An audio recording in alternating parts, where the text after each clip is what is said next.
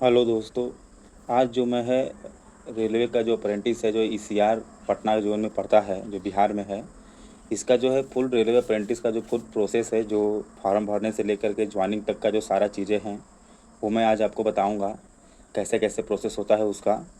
तो जो मेरा जो सिलेक्शन हुआ है, जैसे तो मैंने अपने यहाँ हरनौत से है वर्कशॉप में रेलवे का जो है वहाँ से मेरा सिलेक्शन हुआ है। तो जो भी प्रक्रिया है सारा जितना भी डिवीज़न पड़ता है पटना में, चाहे सोनपुर हो, हाजीपुर हो, या पंडित दीनदयाल उपाध्याय हो, या पटना हो, दानापुर हो, या फिर हरनौत का हो, जो भी इसमें आता है, इसका मैं आपको बताऊंगा क्या प्रोसेस है। प्रोसेस ये है कि पहले आप फॉर्म आवेदन करते हैं, इसके बाद आपका एक मेरिट लिस्ट लगता है। मेरिट लिस्ट के बाद जो है आपका डॉक्यूमेंट वेरिफिकेशन के लिए नाम आता है। और उसमें जैसे कि डॉक्यूमेंट वेरिफिकेशन के लिए तो आपको अपने जोन में ही जाना पड़ता है। जहाँ जैसे मेरा हरनौत में हुआ है तो हरनौत में ही, हरनौत डिवीज़न में, वहाँ पे वर्कशॉप में आपको बुलाया जाएगा। आपका डॉक्यूमेंट वेरिफिकेशन होगा। लगभग 1 महीने तक डॉक्यूमेंट वेरिफिकेशन चलता है। अगर इसके बाद डॉक्यूमेंट वेरिफिकेशन के बाद जो है मेडिकल के लिए आता है। आपका मेडिकल होता है, जहाँ जैसे मेरा हरनौत में हुआ है तो हरनौत में ही, हरनौत डिवीज़न में, वहाँ पे वर्कशॉप में आपको बुलाया जाएगा। आपका डॉक्यूमेंट वेरिफिकेशन होगा। लगभग 1 महीने तक डॉक्यूमेंट वेरिफिकेशन चलता है। अगर इसके बाद डॉक्यूमेंट वेरिफिकेशन के बाद जो है मेडिकल के लिए आता है। आपका मेडिकल होता है। जितना भी कोई भी डिवीज़न हो ईसीआर पटना का, चाहे धनबाद हो, हरनौत हो, हाजीपुर हो, सोनपुर हो या दानापुर हो, तो सारा का जो मेडिकल है वो मेडिकल दानापुर रेलवे हॉस्पिटल में होता है, जो कि स्टेशन से बिल्कुल पास में है।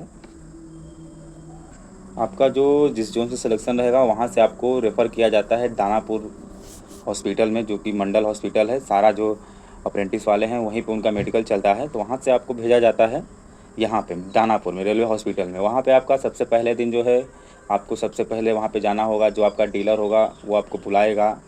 वहाँ पे फिर आपको एक पर्ची कटाना होता है, जो कि दवा लेने के लिए जो पर्ची होता है, तो वो अपने आधार कार्ड से आप वहाँ पे पर्ची कटा सकते हैं। इसके बाद उससे बात करेंगे, वो पर्ची आपका जमा करता है।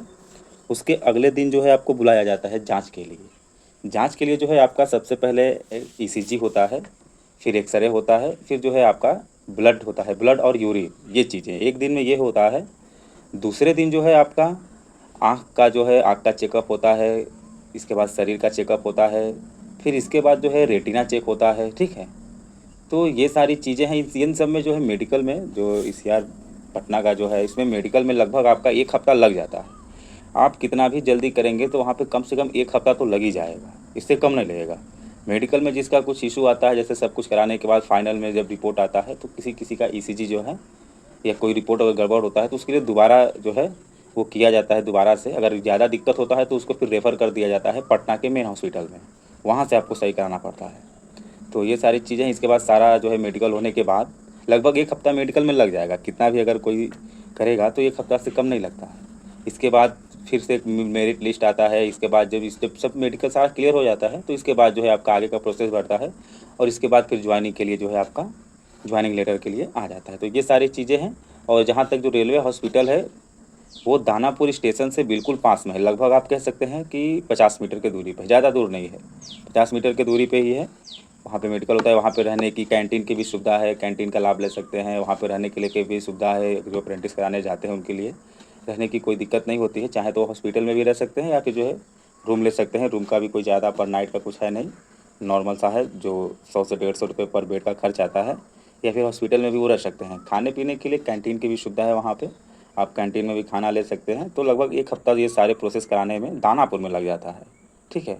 इसके बाद फिर आपका ज्वाइनिंग होगा। इसके बाद जो है जहाँ पे भी आपका डिवीज़न रहेगा वहाँ पे आपको ज्वाइनिंग लेटर के लिए बुलाया जाता है, ठीक है। ओके, धन्यवाद।